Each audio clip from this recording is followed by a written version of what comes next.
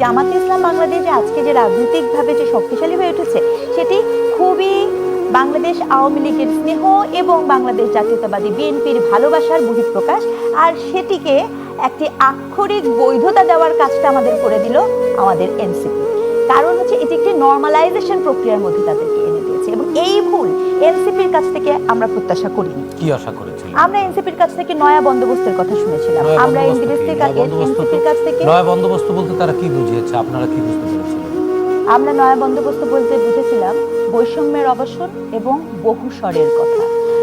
আপনি লক্ষ্য করে দেখেন, এখানে যে 8টি দলই আছে তারা নিজেদেরকে বারংবার ধর্মভিত্তিক দল শরিয়া কায়েম করতে চান, এরকম একটি স্বর তাদের অলমোস্ট প্রত্যেকেরই আছে। এনসিপিও তো একসময় জামাতের সমালোচনা করেছে, যদি 15 দিন এক মাস আগের কথা বলি।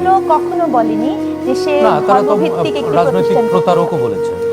আমার যদি ভুল না হয় তাদেরকে বলতে পারে। নাহিদ ইসলাম বলেছেন যে পলিটিক্যাল প্রতারণা করেছে পলিটিক্যালি জামাত ইসলাম। তাহলে তো বলতে হবে যে বাংলাদেশ আওয়ামী লীগ এবং আমাদের জামাত ইসলামের কাছ থেকে আমাদের এই তরুণরা খুব ভালো রাজনীতি শিখেছে, এবং যে কারণে তারা পলিটিক্যালি ম্যাচিউর। কিন্তু তাহলে তাদের নারী নেত্রীদেরকে তারা ধরে রাখতে পারলো না কেন? আপনার মূল্যায়ন তারা পলিটিক্যালি বেশ ম্যাচিউর হয়। আমি ম্যাচিউর বলিনি, কিন্তু আমি বলেছি তারা তাদের প্রতারণার পলিটিক্সটি খুব ভালোভাবে গ্রহণ করেছেন। লাইনটা ছিল এটা, আমি ম্যাচিউর বলিনি। প্রতারণাও তো রাজনীতির অংশ, আমি প্রথম থেকে আপনাকে বলছি। আর নারী নেতৃত্ব আমি আপনাকে এখানেই বলছি যে আমি এখন দেখতে চাই এই যে 10টি দল একসাথে হয়েছে, এই 10টি দলের কোন একটি নারী নেতৃত্বে আছেন। নমিনেশন পেপার শেষ পর্যন্ত আসলে কোন জায়গা থেকে এই 8টি এবং 10টি দল আসলে তাদের একজন নারীকে তারা নমিনেশনটা দিবেন। কেন আজকে যে 7টি মেয়ে ওখান থেকে বলল প্রত্যেকে সরে এসেছে, তার কারণ কি?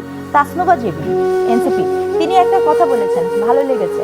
উনি বলেছিলেন যে এই জায়গায় নিয়ে যাওয়া হয়, অর্থাৎ এইটাই পরিণতি দেখে খুব ধীরে ধীরে নিয়ে যাওয়া হয়েছে। এটা একটা পরিকল্পিত পরিকল্পনার অংশ। এটা গেম প্ল্যান করা ছিল, এটা আগে থেকেই প্ল্যান করা ছিল, এবং এই প্ল্যানের ফাঁদে পা পড়ে কি হয়েছে আপনি দেখবেন। এখানে প্রত্যেকটা মেয়ে যে টিকতে পারেনি, আমি কিন্তু অনেকে দেখলাম তারা বলছেন, আমি বাংলাদেশ জাতীয়তাবাদী বিএনপির পাপিয়া যিনি আছেন ওনাকে দেখলাম উনি খুব খুশি হয়েছেন, কিন্তু আমি কিন্তু খুশি হইনি। কেন খুশি হইনি? কারণ এখানে যে মেয়েগুলো আছে তারা প্রতিবাদ করেনি, তারা ওখানে স্পেসই করতে পারেনি, তাদের নির্বাচন করার কোনো সুযোগই নেই। Political victim. তারা পলিটিক্যালি ভিকটিম হয়নি, তারা কেবলমাত্র যতক্ষণ পর্যন্ত তাদের প্রয়োজন ছিল ততক্ষণ পর্যন্ত তারা শুনতে খারাপ লাগবে রাজনৈতিকভাবে ব্যবহৃত হয়েছে।